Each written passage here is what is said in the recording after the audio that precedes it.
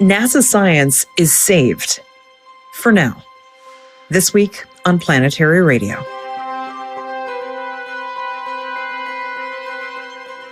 I'm Sarah Al-Ahmed of the Planetary Society, with more of the human adventure across our solar system and beyond. After months of uncertainty, the U.S. Congress has overwhelmingly passed a budget that restores near full funding for NASA science, rejecting proposed cuts that would have ended dozens of missions. The last year brought uncertainty and lasting losses, but the space community spoke up, and it made the difference. In this episode, I'm joined by Jack Corelli, the Planetary Society's Director of Government Relations, and Ari Koppel, our AAAS Science and Technology Policy Fellow. They'll break down what actually passed and what this moment means for the future of U.S. space exploration. And later in the show, we'll check in with Bruce Betts, our Chief Scientist for What's Up, including a look at the recent return of astronauts from the International Space Station and what we know about that situation. If you love Planetary Radio and want to stay informed about the latest space discoveries, make sure you hit that subscribe button on your favorite podcasting platform. By subscribing, you'll never miss an episode filled with new and awe-inspiring ways to know the cosmos and our place within it. I've been waiting almost a year to say this, you guys. The space community saved NASA science. We actually did it. And it's worth taking a moment to explain just how close NASA science came to the edge over the last year. In early 2025, the White House released a budget proposal through the Office of Management and Budget that would have cut NASA's science budget by nearly half, the largest single-year reduction ever proposed. And those numbers weren't just abstract. They translated into termination plans for dozens of active missions, deep cuts to research grants, and months of uncertainty that rippled through NASA centers, universities, and the global space science community. If allowed to come to fruition, it would have meant a profound retreat from U.S. leadership in space science. Even though Congress moved to push back, making it clear that they intended to reject the cuts in both the House and the Senate, the damage was already underway. NASA spent much of the year not knowing what was going to happen, unable to plan long-term. More than 4,000 civil servants and thousands of contractors left the agency. We lost over 1/5 of all NASA workers. Mission teams were forced to prepare shutdown plans instead of actually doing science. For many researchers, students, and early career scientists, it felt like the ground wasn't just shifting beneath them, but falling out from under their feet. At the same time, something unprecedented and magical happened. Tens of thousands of people, including listeners like you, took action. Advocates from every U.S. state and more than 100 countries around the world contacted Congress. They showed up in Washington. They made it clear that space science matters to us. What followed was the largest grassroots advocacy effort for space science in Earth history. And then, in January 2026, Congress moved with stunning speed. In just a few days, lawmakers passed H.R. 6938 by overwhelming bipartisan margins, restoring near full funding for NASA science. It protected missions across planetary science, astrophysics, earth science, and heliophysics. The bill includes details not only on which missions were protected, but also on how NASA has to spend its money and how much accountability the agency is going to face going forward. It also raises big questions about what recovery looks like after a year of what I can only kindly call instability, and how vulnerable NASA might be when the next budget cycle begins. So to help us understand what actually passed and what comes next, I'm joined by Jack Corelli, our Director of Government Relations, and Dr. Ari Koppel, our AAAS Science and Technology Policy Fellow, who have both been on the ground in Washington, D.C. during this fight. Hey, Ari and Jack, thanks for joining me. Hi, Sarah. Hey, Sarah. Happy to be here. Right out the gate, I just want to say congratulations. This has just been such a massive and absolutely relieving victory. Thank you. It's, I still kind of can't believe it, right? Like I don't feel well rested. I don't feel, it's like we've been going for so hard for so long on this issue, and it feels good. It feels good to be on the other side of this, but there's also a lot to look back on that happened. Yeah, Jack, I was actually in the House last week watching the House of Representatives vote on this bill before it was passed off to the Senate. And when you sit in the gallery and watch the vote, you can see the names and tallies of each individual member. And I'm watching and I'm seeing, okay, voting yay, voting yay, voting yay, voting yay. And it was just like, wow, there is this overwhelming majority. This is totally surprising given all the controversy around appropriations this year. How could there possibly be such a big majority? And then I remember, oh yeah, this is what we've been advocating for. So that cathartic moment of being able to sit there and watch all these representatives from all around the country, from both sides of the aisle, vote for this bill to support science across the board was really exciting. Even though I just joined this effort in September and you've been doing it all year, it still feels like something I can be proud of. Absolutely. I mean, you've been key on this effort, walking around Washington, D.C., joining Jack, being in the office. But it wasn't just us. This took a coalition of many organizations, people all around the world. In fact, this was the largest grassroots advocacy effort for space science in history, at least that we know of, right? So I don't know. It feels, you're right. It feels really relieving, but also like, what do I do now after all this time? And I hate taking this victory lap without Casey Dreyer here, our chief of space policy, who unfortunately, I guess, has been speaking so much he is absolutely hoarse and cannot even have a conversation right now. So send your well wishes to Casey. Hopefully he's better by the time this episode airs. But I mean, he's really, I mean, I've seen his calendar. He's constantly on the phone with journalists and reporters and folks all around the country and around the world even. And he's been really one of the key messengers of this effort to save NASA science. And so he deserves a little, maybe a bye week when it comes to talking on a podcast. But in the end, it all came together. And for much of 2025, NASA has been kind of operating under the sword of Damocles, right? There was this looming proposal to cut NASA's science budget nearly in half and the agency by an entire quarter, which has forced teams to really kind of reconsider whether or not their missions are going to go forward and has pushed a lot of talent out the door. But we did have hope at the end of last year when both the House and the Senate in their budget proposals basically rejected these cuts outright. But now, after all these months of anxiety, we've finally made it to this incredibly fast series of votes. So let's actually talk about what happened in Congress over the last few days. What is H.R. 6938 and how does that differ from the White House's original proposal? H.R. 6938 is what is known as a minibus as opposed to an omnibus. So for folks that have paid attention to the many times we've talked about appropriations in not just the last year, but many years, the appropriations, the allocation of money from the U.S. Treasury, like the tax dollars that we send to the federal government, Congress, according to the U.S. Constitution, is in charge of allocating. It's the Article 1 responsibility of the Congress to allocate these fundings through the process of appropriations. And Congress takes that very seriously. The way that it's organized right now is that there's 12 different subcommittees of jurisdiction, each one covering a different set of agencies and activities within the larger federal government. NASA and the National Science Foundation, actually all the science agencies, NOAA, USGS, Department of Energy, Office of Science, all exist within what's called Commerce, Justice, and Science. And so it's lumped in also with the Department of Commerce and Department of Justice. And that's been the case. I think 2007 was when the most recent time in which they changed. The subcommittee of jurisdiction covers NASA. And omnibus would be a bill that includes all 12. Right. It's instead of going through and passing each of those 12 bills individually, Congress sometimes creates an omnibus, which is all 12 bills in one package. So they only have to vote the one time or go through the process one time. A minibus is a subset of that. Right. And so this minibus included 3 subcommittee jurisdictions, right? Had Commerce, Justice, Science, yay.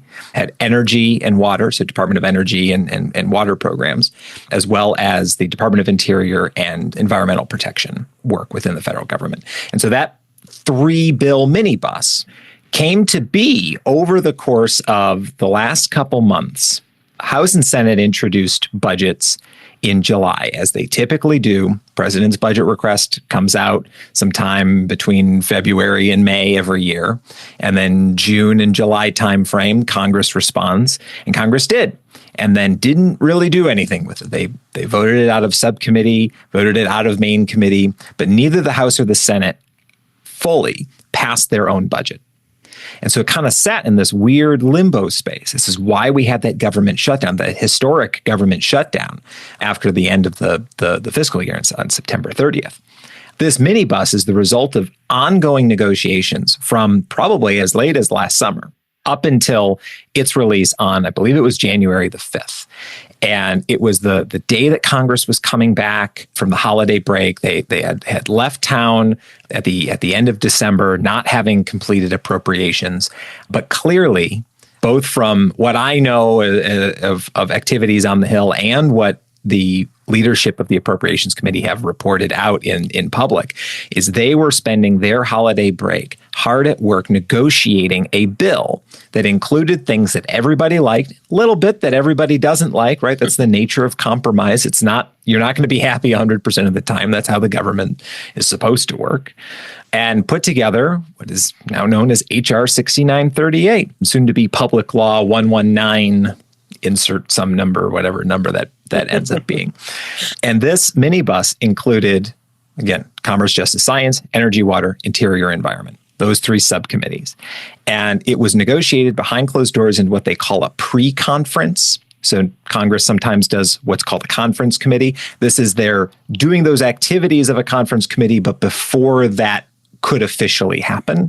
So it allows members of Congress to negotiate things that they want in the bill and supporting text called the Joint Explanatory Statement.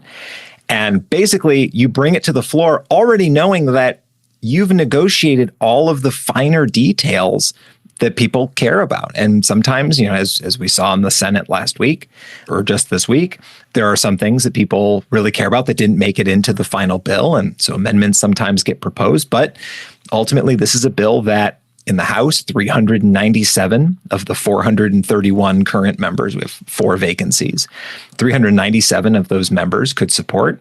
And then in the Senate, it was 82 members. That's a lion's share. It's a more than a supermajority in both chambers supported this bill. That's so relieving. Oh my gosh. Is Congress actually working, right? I mean, that's it. I think people have complained a lot, and I think rightfully so that Congress has stalled on a lot of major legislation. But this is a welcome relief to the gridlock that we've seen. This is the 119th Congress, the current session of Congress that we're in, is probably one of the least productive in terms of number of public laws passed. I think they're only in the 40s, right? Typically, you go back 10 years, we're in the hundreds by this point, right? And this is everything from changing post office names to, authorizations and other major pieces of legislation.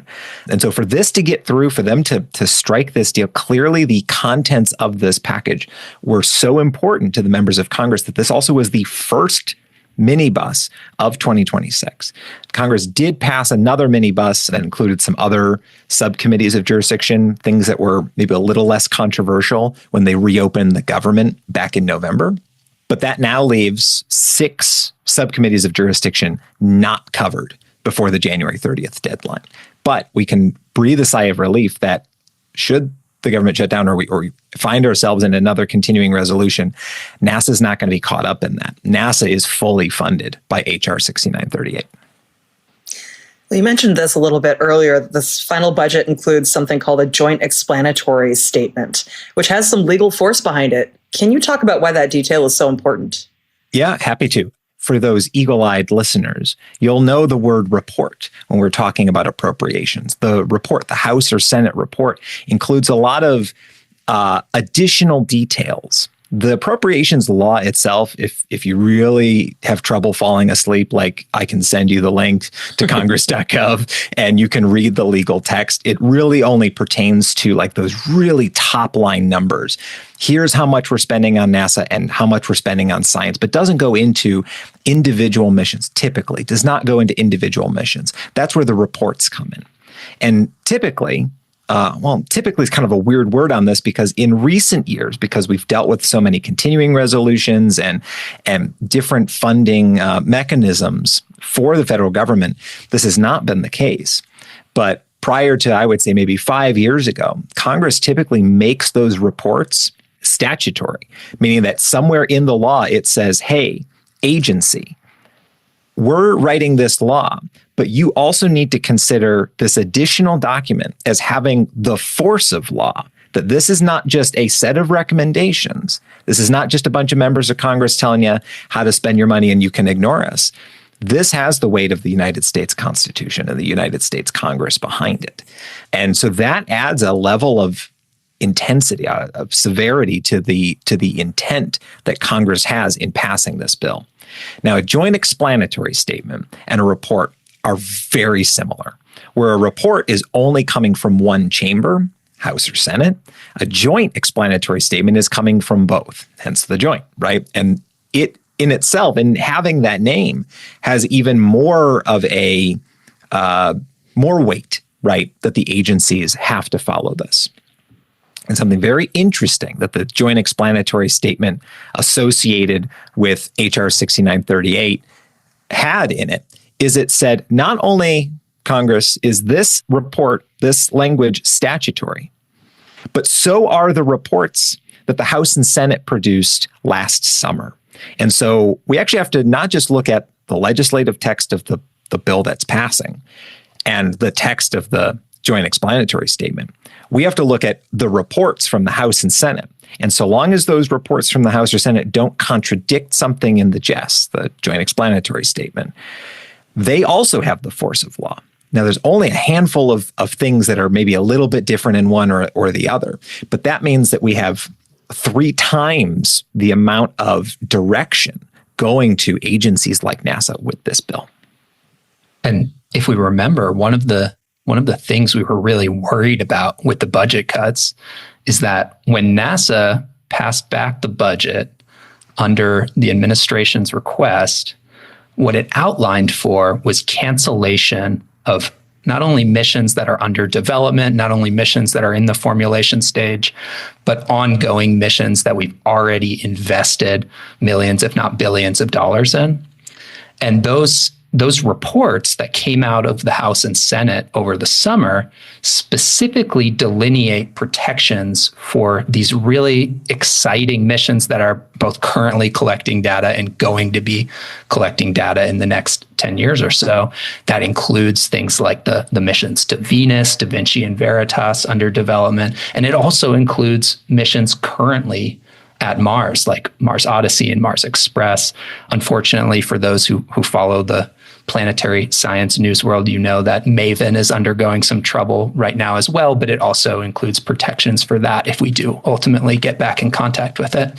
And it extends beyond planetary science also into the astronomy realm, like the Chandra X-ray Observatory, into Earth science with the Landsat program and the Terra Aqua Aura observation system, and then heliophysics missions as well.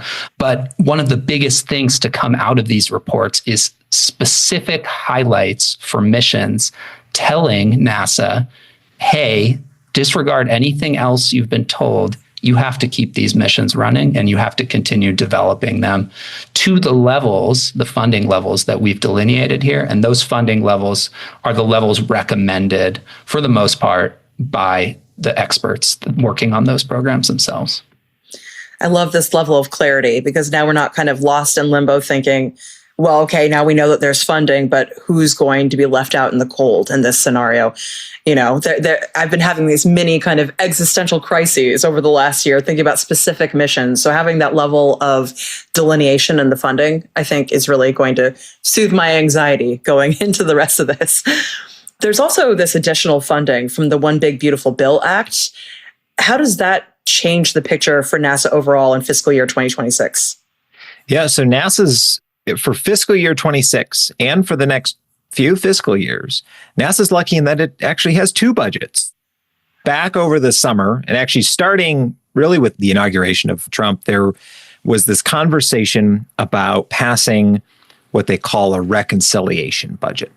And this is something that looks at multi-year obligations of funding, not from the discretionary budget accounts, right? So again, going back, we're talking about those 12 subcommittees of jurisdiction.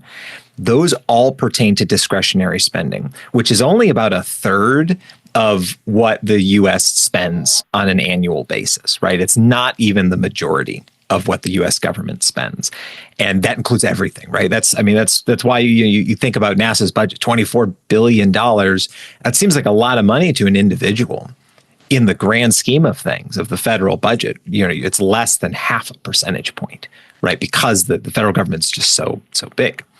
So the reconciliation budget is a way for the Congress to allocate funding over multiple years, address things like tax policy and Social Security and Medicare, these like really big programs that kind of exist outside of this annual process. And during the negotiations for this, Senator Ted Cruz, the chairman of the Senate Commerce Committee, introduced an amendment to the bill. Well, this was all part of the process of developing this bill, introduced an amendment that included $10 billion, billion with a B, to NASA's budget over the next 6 fiscal years, with all of it having to be obligated, as in contracts signed and NASA obligated to spend that money between now and fiscal year 2029. So it's really kind of laying out this roadmap for primarily human spaceflight activities. And so, what do you have in Texas? You have the Johnson Space Center. You have a lot of aerospace companies based in Texas that work very closely with the human spaceflight program.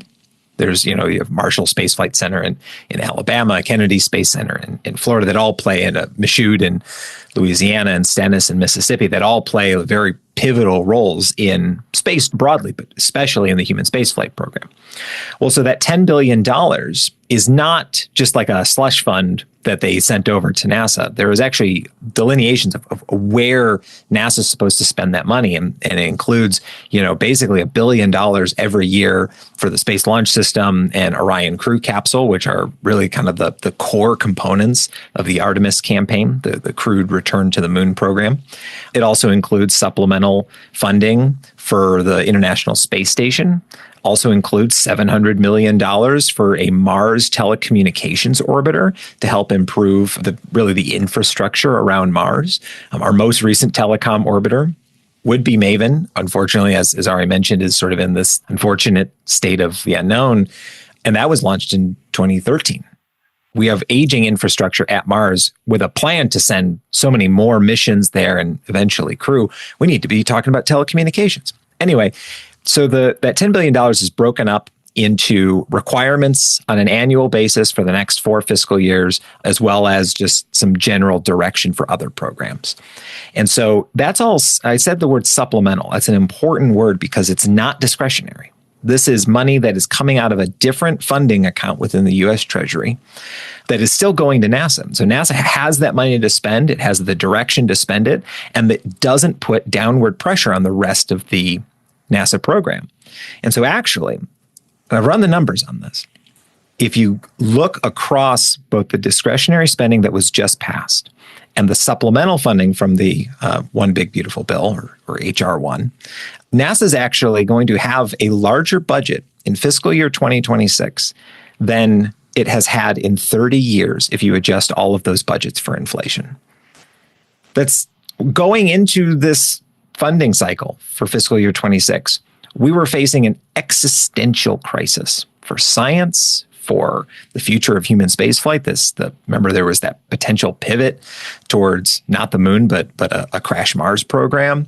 Changes in allocations for space technology development and STEM education. We were facing this really historic crisis, and we're coming out the other side with the supplemental money from HR1 and a fully funded discretionary account that basically gives us $27.5 billion. It might actually end up being more than that because, again, I said there's requirements within our HR1 that are delineated by fiscal year and some that aren't. And so we don't even really know. NASA hasn't put together a spend plan, which is what would tell us where that money is going to go and when they're going to spend it. the telecommunications orbiters, this one area where it's like, it's $700 million. We don't know when it's going to be spent. Some of that could be in this next fiscal year. So we could see NASA's budget by the end of fiscal year 26 pushing maybe $29 billion, which is, on par with what we were spending in the 1990s, which was the beginning of the International Space Station, the beginning of the Mars exploration program, really this most recent era of planetary exploration.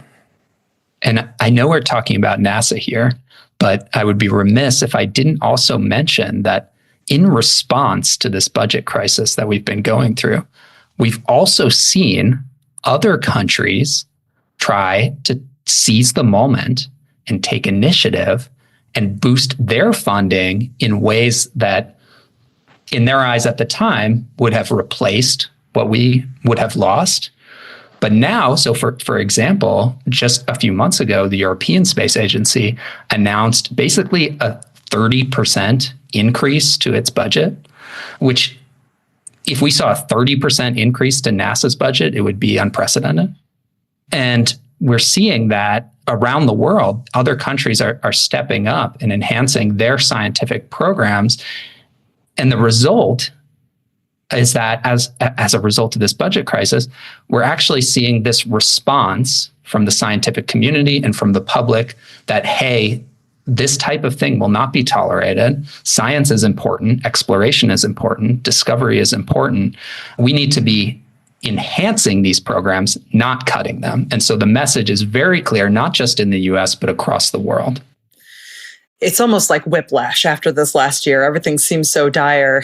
And now we're in a position where we have more funding going forward than we had before. And I hate to think that it takes this level of crisis for it to instigate additional funding in other nations. But I think you're pointing to something really important, which is that the United States has held this leadership role within the space science community, but there are space agencies all around the world that are ready in our wake to step into this role if the United States cedes it, because this kind of science is just so key for all of humanity. And I think it's something that uplifts all of us. So this is just a series of happy outcomes out of what was just one of the most stressful years for the space science community that I've ever seen in my lifetime. And Ari, you joined us at this very key moment right before we went into the second day of action last year and this whole launching of the Save NASA Science campaign. What did that mobilization actually look like on the ground in Washington, D.C.? Well, I'll just be a little honest here. I was running around like a chicken with my head cut off in the first month of my fellowship, just trying to keep up to speed and keep my head above water and learn the ins and outs of the organization and also the ins and outs of advocacy on Capitol Hill. This was totally new to me. I come from a background in science. I did my PhD in Mars science, and I was not used to having to advocate on this level to maintain funding. My form of trying to secure funding was writing grant proposals. It was not talking with senators. So being able to work at this high national level to further the type of exploration and discovery that has driven me personally in my career has been fulfilling in ways that I couldn't have imagined.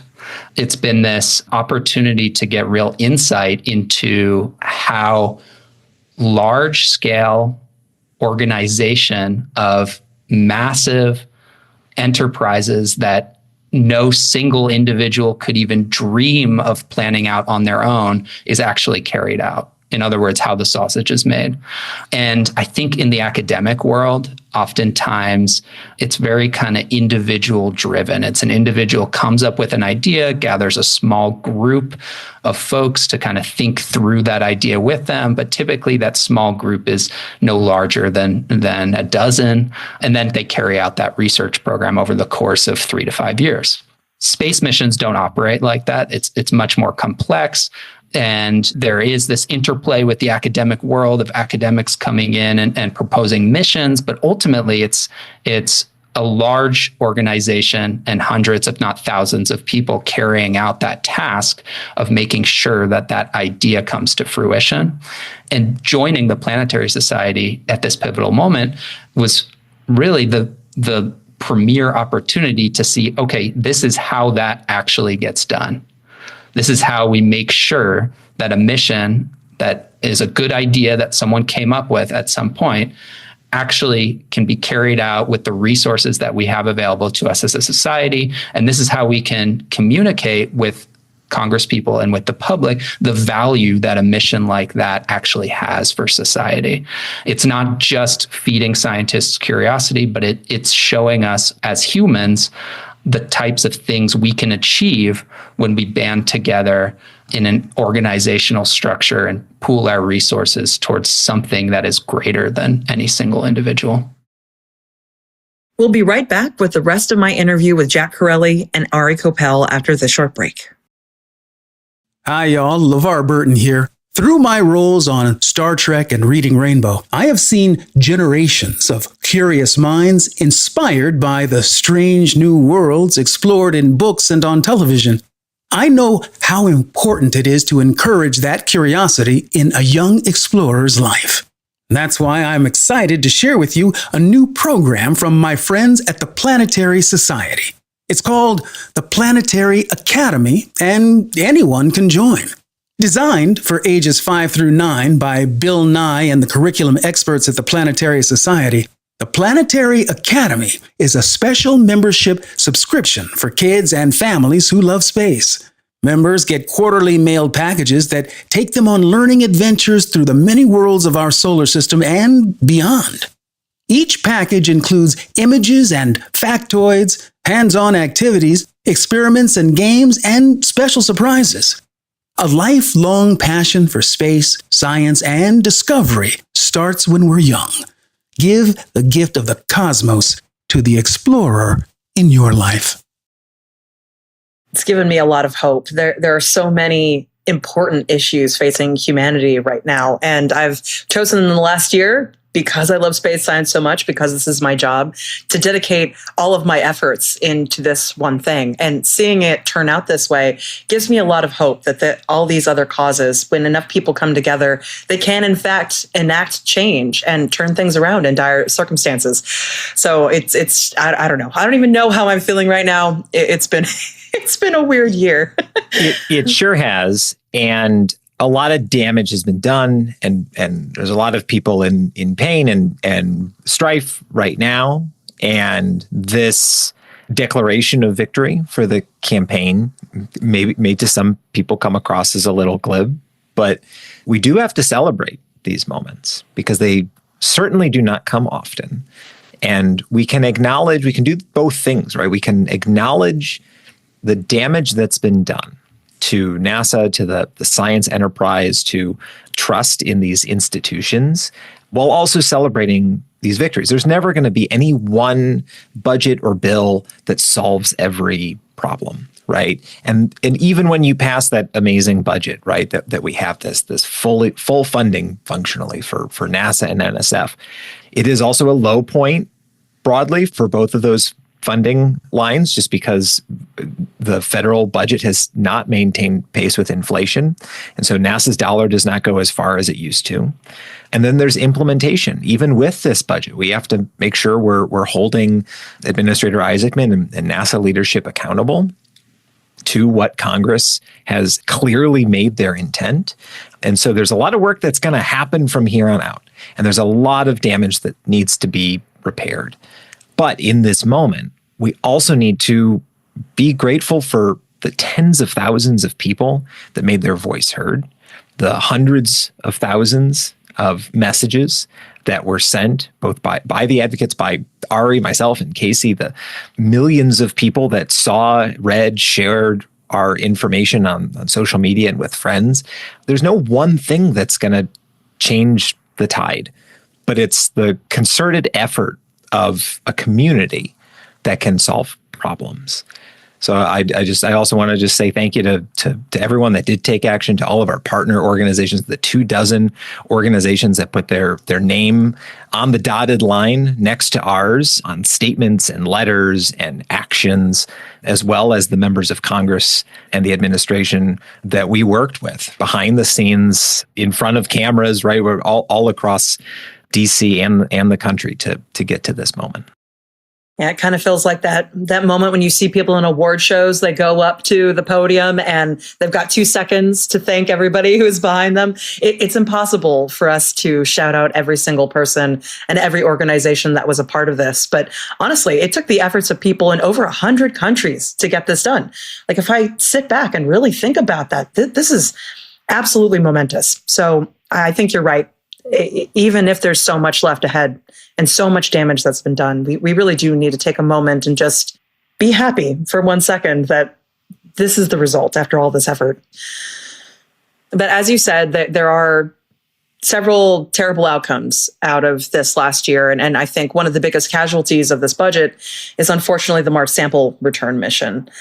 That's something we all care about very deeply. But even though Mars sample return is formally canceled, Congress kind of left the door open with this funding for Mars future missions. What does that signal about the long-term intent for Mars? And is there some hope that we can revive the Mars sample return mission? Mars sample return, it's both the name of a program that was happening at NASA, and it's the name of a concept. And the concept kind of being self-explanatory, let's return samples from Mars. So what the text of the report says is that the Mars sample return program is no longer going to be funded. But the concept that we're going to return samples from Mars, which if you're an active listener of this program, you know that the Perseverance rover has been on Mars since 2020, collecting and sealing off tubes of high priority samples from the surface of Mars that might contain evidence of life. There's a lot of reasons to bring them back. And NASA is not giving up on that. And in fact, these bills provide funding under the guise of this line item called Mars Future Missions to think about how we might redesign the concept of returning samples from Mars and come back with an improved or modified version. So it's not that NASA doesn't want to collect those samples anymore. I think it's recognized within the scientific community that there's a lot of really exciting and interesting science that is going to come out of the analysis of those samples. It's just that the programmatic challenges were not favorable within Congress this time around. And we might see in future years that sentiment could change. More hope to be had, thankfully. But it's going to be really difficult to accomplish something like a Mars sample return in a circumstance like this, because even though we did get this funding restored, we lost over 4,000 civil servants at NASA and thousands of contractors during this period. They were either laid off or they took that retirement program, that bonus to leave NASA. Why is that loss of expertise so difficult or even impossible to rebuild quickly? So there's something called institutional memory. Right. If you've listened to maybe it was 2 or 3 months ago, Casey had a conversation about this on Space Policy Edition, which I loved. That was such a good episode. Link it in the show notes, right? I mean, Absolutely. That's like it's one of those things that you don't think about. You think of people, right? And you think of the experience that they bring, but then you think of large groups of people who have been working together for a long time, who have accomplished many historic feats that maybe don't catch headlines all the time, right? Because it's maybe just within their niche or within their scientific discipline. But like, you build up this expertise and this network within organizations like NASA. And when you lose that, it's more than the sum of its parts, right? It is this, when you lose that cohesion, that culture, that connection that people have and the experience that each person brings, you can't just put out another set of, we can't just go on Indeed and put out a job app open for 4,000 people with experience landing rovers on Mars and sending spacecraft to the outer solar system, right? That's not easily repaired. And the way in which civil servants and contractors were treated by, in large part, the Office of Management and Budget, as not being valued, right? I mean, 4,000 people just at NASA, I think it's 300,000 something people across the federal government were basically told, you're not valued members of our team. And I'm sure some of the folks in there were not, doing the job as they were hired to do. But when you're being told that time and time again, day after day, that you're not valued, and then you get offered a bonus to leave. Hey, we'll pay you for the rest of the calendar year, but you don't have to work here anymore. You can go work somewhere else. You can go make a bunch more money working in the private sector. Just you won't be working on these cutting edge technologies, right? The private sector doesn't really, you don't invest in something in the private sector unless you think there's going to be a big payout at the end of the day, right? Or that you can increase value for your shareholders. NASA is the one who is on the cutting edge of technology where they're developing things that you're like, all right, well, this might pay off in the long run, but like our time horizon isn't next fiscal quarter, it's 5, 10, 15 years in the future. When you lose that institutional experience with those 4,000 people, and again, there's thousands more contractors, it's a gut punch to the agency. Because also the people that you have leaving, talking to a lot of them, they're not your underperformers. A huge portion of that 4,000% are the best and brightest of the agency that left because they were no longer valued, that they were told they were not a valued member of the team and that they were not contributing to the advancement of American values. That's really sad. And it's really devastating to the science community. And sure, some of those people stayed in the space community and are now working at a private enterprise. But again, they're not going to be working on the same things NASA is. And so the loss of experience is immense. And I think what I've seen is that the average tenure of people that left through the Deferred Resignation Program, the DRP, the average tenure at NASA was around 20 years, right? So you had a bunch of people who were retirement age, maybe 30, 40 years at the agency, and a bunch of people younger than that, but they averaged about 20 years. So that's, if you just do the back of the napkin math, right? That's 80,000 years of collective experience that we lost in the course of 1 year, in the single largest workforce cut to NASA in history, and bringing us to a civil servant workforce that is almost at the same level as we had in July of 1960. Before Alan Shepard went into space, before John Glenn became the first American to orbit the Earth, I know, right? That's all you can say. Yeah, now we're in this really weird situation where it's like we have less people than we did before any human went to space, but we've got the largest inflation-adjusted budget in nearly 30 years. Like, that is a really weird situation to be in. What Jack was saying reflects that for a generation, government work was seen as a bastion of stability. And I know this, my colleagues who ended up as civil servants chose that path because they were inclined to want a job that was stable. And oftentimes, soft money research, which is research that is done kind of grant to grant, and you go through these proposal cycles, that's not very stable. If you're not winning grants, if things are dry, you're not going to get paid. But civil servant work was seen as this way to engage in the passion of your life in research. And I'm not just talking about NASA, someone who is working in health sciences and wants to find a cure for cancer. It's a way for them to work on those projects for the duration of their career without having to worry about making ends meet, without having to worry about how they're going to make it through the next pay cycle. What this last year has done is it's diminished that view of government work as a stable route. There's now this doubt within the community that it'll ever be the same. And so, one of our next steps is to help rebuild an interest in working in federal programs like NASA for the sake of the entire community, because we really need those people to help drive us. We need people who are not worried about their next step, who can focus on these long-term plans and long-term strategies without worrying about what's happening next year in order to be able to make progress on programs like this. Yeah, this last year, I think, at least anecdotally, from the people I've spoken with, has deeply impacted people's feelings of safety going into the field, which is impacting the workforce. It's impacting graduate students. It's impacting young people who even considered going into this field. And especially with the grant funding being demolished, there's so much going on here that's dissuading people from going into this field. And I'm really sad for all the young people who saw this as their future, who may have been dissuaded in the last year. But now we're in this moment. We can take this little moment to breathe and be grateful that we have this funding.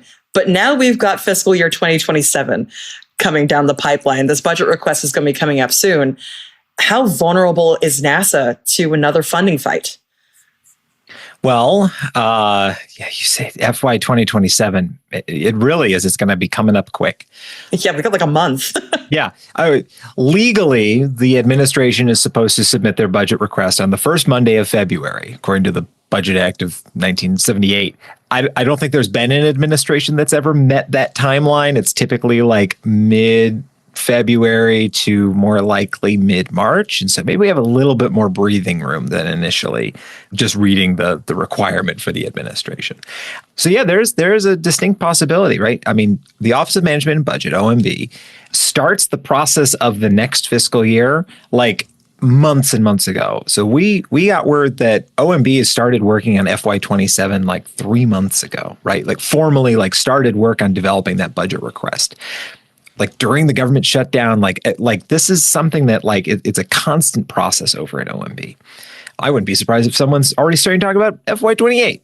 Anyway, so we have to be mindful that they just passed this budget. President is supposed to sign it maybe sometime in the next few days, maybe by the time this episode airs, right? That's information that's going to be valuable that they'll include, right, in the budget request. But how much is it going to influence the direction they want to take? Clearly, they came in at the beginning of last year. The Russ Vought and the folks at OMB came in and said, "All right, we're changing the game, right? We're really gonna propose something radical." Right, for NASA and in particular the science budget.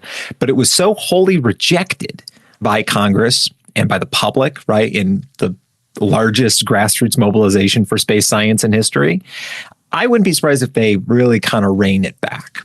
And clearly what we've seen from the executive order that the administration, that the president signed at the end of December when Administrator Isaacman took office, there has been this kind of shift, right, in the tone that the administration has taken.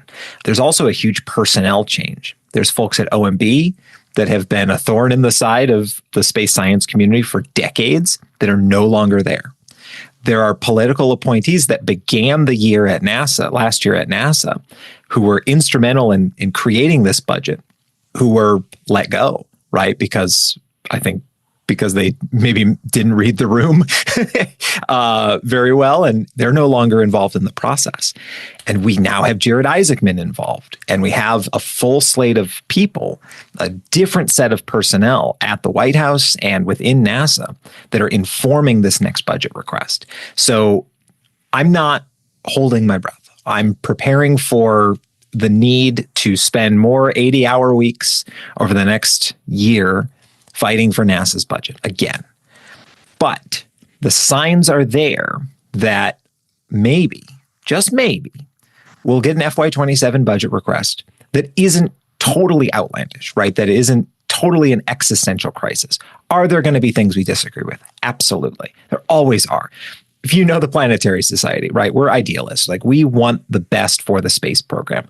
And sometimes we see things in these budget requests, whether it's a Democratic president or Republican president, that we disagree with, right? And we call it out and we organize people and mobilize people to action to fight for the things that we care about.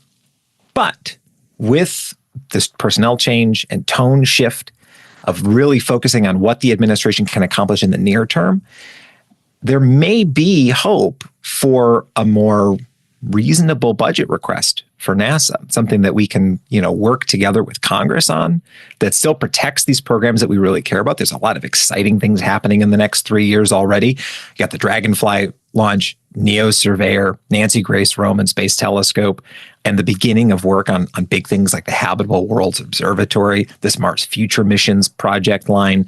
like there's all these really exciting things set to happen in the next few years that, we're really looking forward to working with Congress to make sure NASA has the funding and address these workforce challenges and the STEM pipeline challenges so that NASA can regain and maintain that title as the world's preeminent space agency. Well, for people who are listening right now who may just be getting into this fight or have been in it for a while and are celebrating with us, what can they do going forward to help protect NASA science? And what's the most effective thing that they can do right now?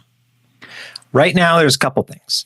So within the United States Congress, we are friends with a couple members who have formed a planetary science caucus, and it's looking for members, right? It's any member of Congress is welcome to join. I think it's about 30 members right now off the top of my head, 29 members off the top of my head. And we're trying to build that list. And so we have an action on planetary.org/action that will allow you to send a message to your member and ask them to join the caucus. If they're already a member, you can send them a thank you note for that. And that happens automatically in the back end of our Advocacy Action Center. If you are interested in coming to DC on April 19th and 20th, we are holding the 2026 Day of Action. And so please, if you can afford to come to DC and participate, we've begun planning, right? We're doing our stand-up calls every week now to make sure that all the logistics are in place for another very successful event. This is your opportunity. We schedule all the meetings. We give you the training. We give you the materials. You just need to bring yourself and your passion, and we can help you translate that into political action. And then the final thing is that if you can come to the Day of Action, great. If you can't, we're currently, I think, in the middle of an advocacy-focused fundraising drive. Anything you can spare would be beneficial to our program. You have me and Casey and Ari on the ground every day doing this work. We have an office space in DC. We are the only entirely grassroots-funded organization in the space community. And we would welcome your support and your partnership going forward into this new year at a time when the space community needs it most. I just want to say congratulations one more time to you and literally everyone around the world that's helped us in this effort. Go pop something bubbly, whether or not it's apple cider or champagne, something to celebrate the moment. And I can't wait to be there again with you guys in DC in April so we can continue this fight. Honestly, together, we saved NASA science, you guys. This is crazy. You, the listener, you were part of this, and it was a truly one of the greatest things I've ever been a part of. And I've been a part of a lot of excellent political and civic actions. This was something that is really, I think, a watershed moment personally for me, for the organization, and for the broader space community. So thank you for being a part of this. Let's celebrate right now. Well said, Jack. Ditto to everything. And congratulations to you too, Sarah. Huge, colossal effort. Thank you so much, you guys. Good luck in the coming months. Thanks, Sarah. Ad Astra. Before we move on with this episode or life in general, it's worth taking a moment to pause here and to appreciate what just happened. I know it's been a really dark year for space scientists around the world. I know that for so many of you, this has been weighing on your heart like it has been for me. But we came together, and through that collective action, we won this fight.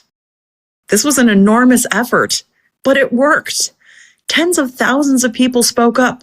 They showed up, and they refused to let space science be quietly dismantled. Together, we helped protect missions and researchers and discoveries that belong to all of us. That matters. And no matter what's coming down the pipe next, I think it's okay for us to celebrate it. We at the Planetary Society are just going to keep on fighting, alongside with our members, our supporters, and our partners. We'll face whatever challenges lie ahead together. Thank you so much to everyone who's been a part of our Save NASA Science campaign. I cannot tell you what it means to me and all of us at the Planetary Society, and all the people that work in space science around the world whose lives have been impacted by this. You can find our press release and a detailed breakdown of this budget victory in the show notes for this episode at planetary.org/radio.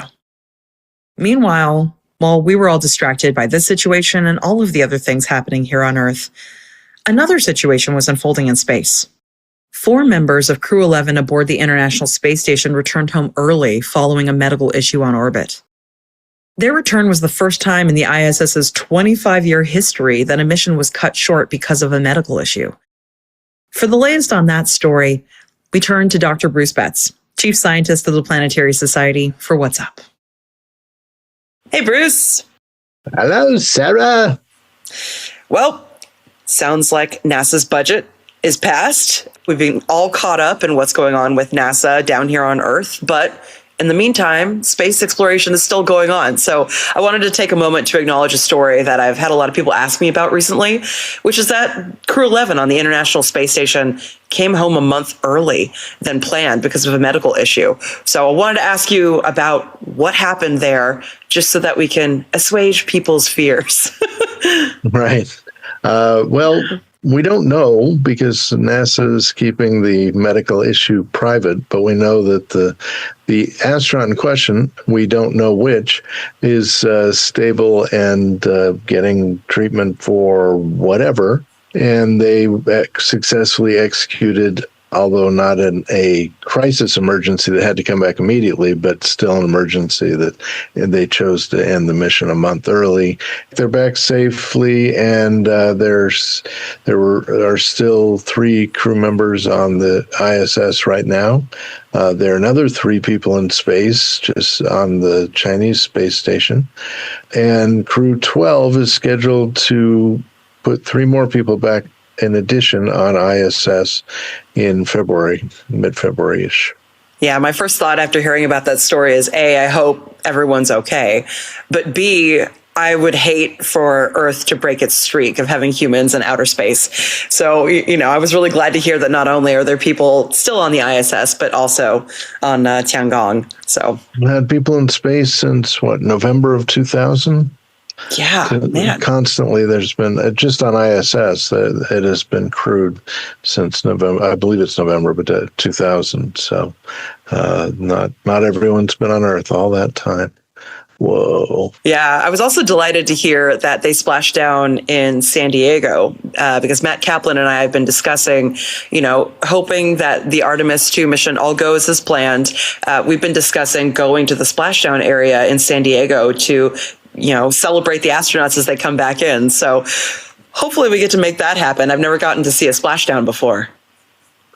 Not many people have. Yeah.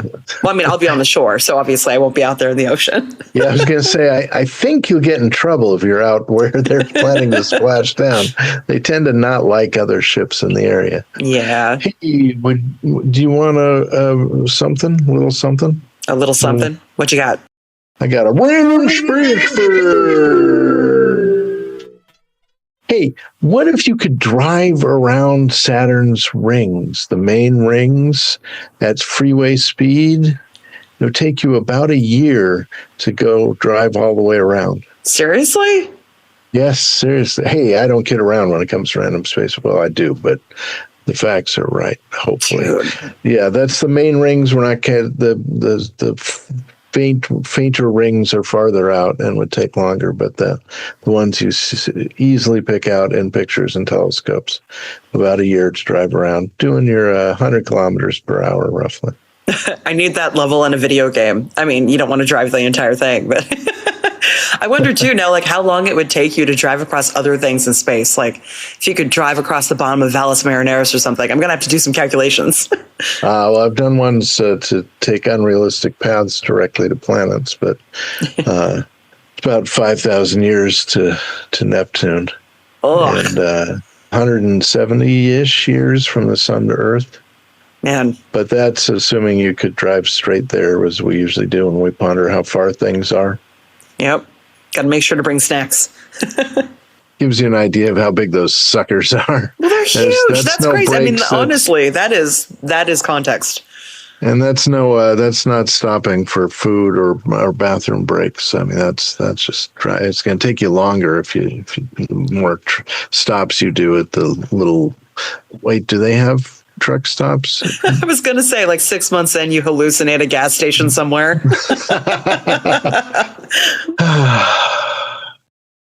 Anyway, all right, everybody, go out there, look up in the night sky, and think about the slurping sound that dogs make when they drink water.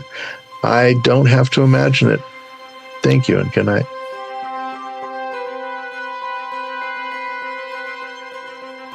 We've reached the end of this week's episode of Planetary Radio, and finally, happily, the end of the fiscal year 26 NASA budget crisis.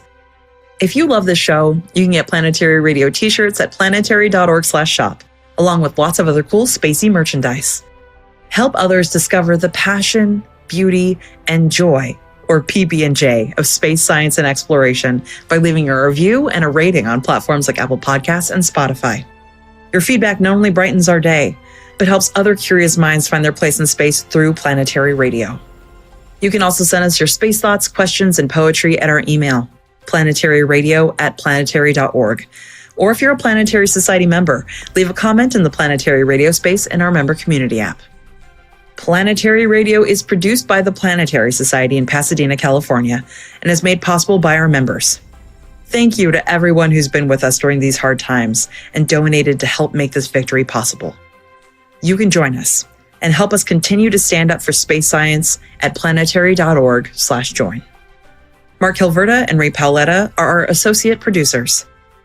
Casey Dreyer is the host of our monthly Space Policy Edition, and Matt Kaplan hosts our monthly Book Club Edition.